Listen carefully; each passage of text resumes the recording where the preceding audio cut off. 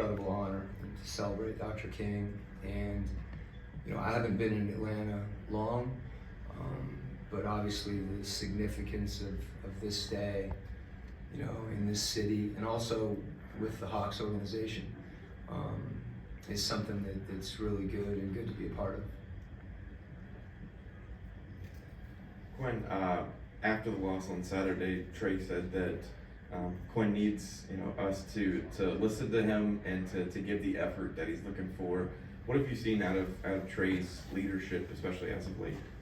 Yeah, well, first I do feel our guys give effort. And one of the ways that you evaluate that is in practice. They've embraced a lot of the work. We practice, and I think our guys know that, and they know that that's important to us.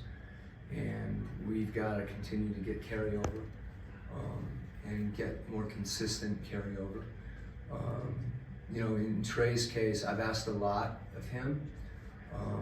He leads our team in charges. I think that's a significant stat as you're looking at Trey and looking at his development as a player.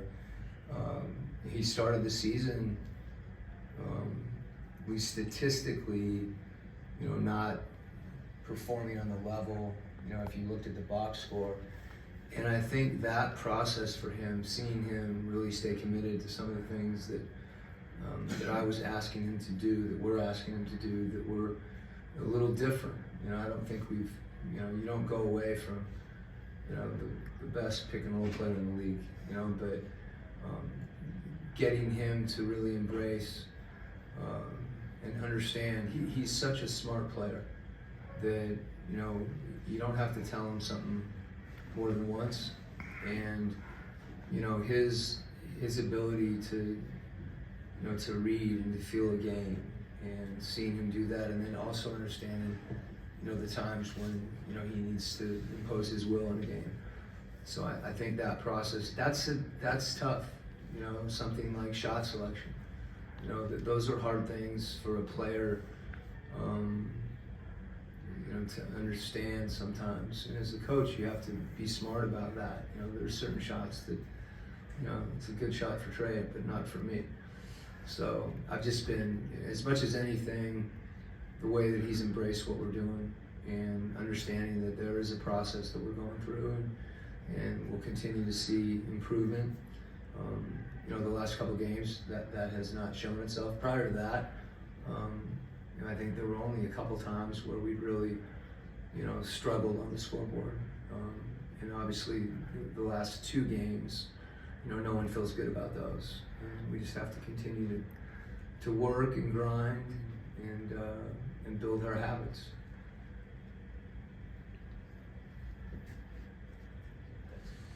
If I can continue to follow up on what Trey said, his comments asking for patience and taking in the cerebral side of what Patience from me? No, Yeah. well, that's No, kind of more important my question. I haven't read the quote, but I've a couple people have shared it with me. So go Well, ahead. it could be interpreted as a call for patience from fans, or it could be interpreted as a call from patience from the front office. Do you feel the patience that as you're trying to institute your program here? I guess my focus is, patience goes along with urgency and, accountability and all those things. I think anytime you are looking to build something that lasts, it requires a level of patience. I haven't sensed a lack of patience. I think in Trey's case, particularly after that game, he was probably, asserting, that. Well, let me say this. I think that, and Lauren's heard me say this before, I don't think growth is linear. So to the extent that you're going through a cycle that isn't, you're not getting the results that you want, oftentimes going through that is what allows you to get better. So in those pits, so to speak, we have to be patient with ourselves and understand that can't dissuade you from continuing to work. And as a coach, you're always evaluating, what you're doing, so that you can drive that process, that growth process.